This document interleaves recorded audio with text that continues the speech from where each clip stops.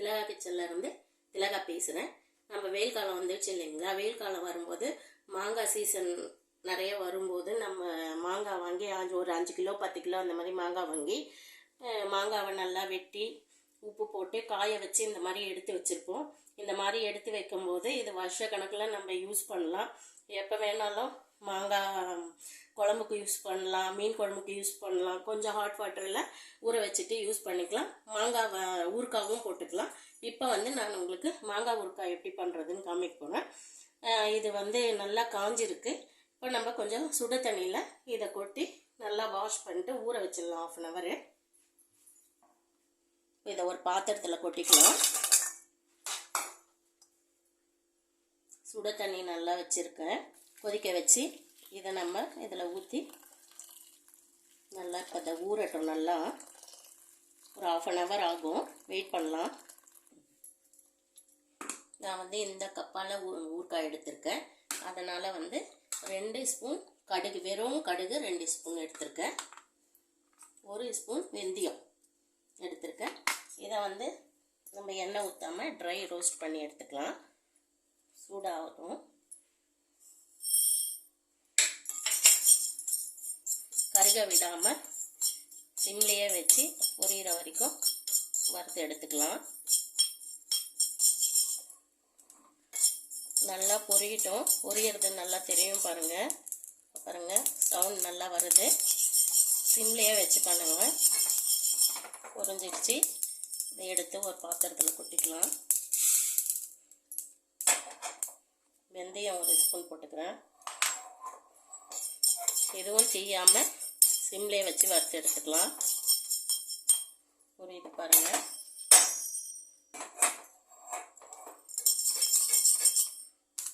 பொரியும் போது எடுத்துடலாம். பெருங்காயம் 2 டீஸ்பூன் போட்டிருக்கேன்.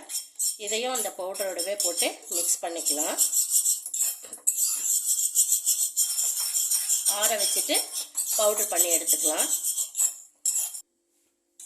பாருங்கள், ஊற வச்சு எடுத்துட்டேன். நம்ம வெயிலில் காய வைக்கிறதுனால மணல் தூசி அதெல்லாம் இருக்கும். இப்போ நம்ம கொஞ்சம் பச்சை தண்ணி ஊற்றி 2 வாட்டி அலசி எடுத்து வச்சுக்கலாம். இந்த கடுகு வெந்தயம் பெருங்காயம் நல்லா பவுடர் பண்ணி அரைச்சி எடுத்துகிட்டு வந்துடலாம். ஊறுகாய் தாளிக்கிறதுக்கு கடுகு 1 டீஸ்பூன் எடுத்திருக்கேன். நம்ம வெந்தயம் கடுகு எல்லாம் வறுத்து வச்சோம் இல்லைங்களா, அது பவுடர் பண்ணி வச்சுருக்கேன். இன்னும் கொஞ்சம் பெருங்காயத்தூள் வச்சுருக்கேன். பெருங்காயத்தூள் நிறைய போட்டால் ரொம்ப நல்லாயிருக்கும். மிளகாய்த்தூள் இந்த கப்பில் 1 கப்பு ஊறுகாய் எடுத்தேன். என்னால் 1/4 கப்பு மிளகாய்த்தூள், வெறும் மிளகாய்த்தூள் வச்சுருக்கேன். எண்ணெய் இப்போ காஞ்சிருக்கு. எண்ணெய் காஞ்ச உடனே கடுகை போட்டுட்டு ஸ்டவ் ஆஃப் பண்ணிவிடுங்க. இந்த பெருங்காயத்தூள் இதில் போட்டுக்கிறேன். எண்ணெய் கொஞ்சம் ஆறட்டும். நம்ம கடுகு வெந்தயம் இந்த பவுடர் போட்டுக்கலாம். மிளகாய்த்தூள் இதிலே போட்டுக்கலாம். நம்ம இந்த ஊறுகாய் கழுவி வச்சுருக்கோம் இல்லைங்களா, அதை எடுத்து இதில் போட்டுக்கலாம். ஸ்டவ் ஆஃப் பண்ணிடணும். போட்டு கொஞ்ச நேரம் வெயிட் பண்ணலாம். இப்போ இது நல்லா ஊறி அந்த எண்ணெய் உங்களுக்கு நாளாக மேலே வரும். உப்பு நம்ம மாங்காயில் போட்டு ஊற வைக்கிறதுனால அதிகம் தேவைப்படாது. நீங்கள் எண்ணெய்லாம் ஊற்றி கொஞ்சம் மிக்ஸ் பண்ணிட்ட பிறகு பாருங்கள். பத்தலைன்னா தேவைக்கேற்ப கொஞ்சமாக உப்பு போட்டுக்கோங்க. ஏன்னா முதல்ல உப்பு நம்ம அளவு சொல்ல முடியாது.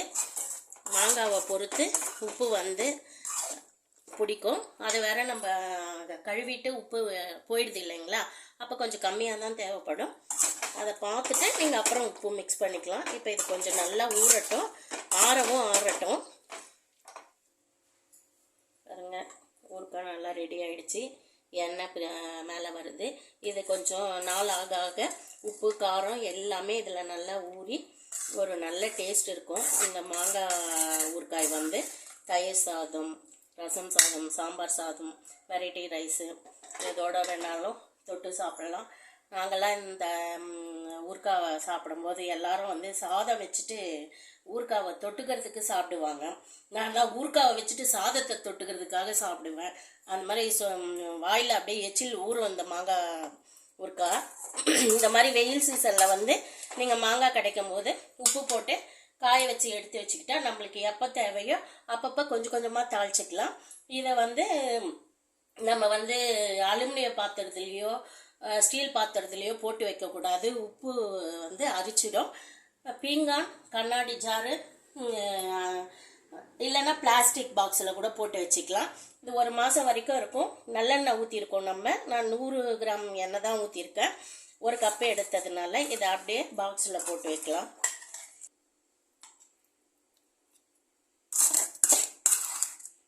இது வெளியவே அப்படியே வைக்கலாம் 1 மாதம் வரைக்கும். எண்ணெய் நல்லெண்ணெய் தான் யூஸ் பண்ணியிருக்கோம். நம்ம நல்லா வாசனையாக நல்லா இருக்கும்.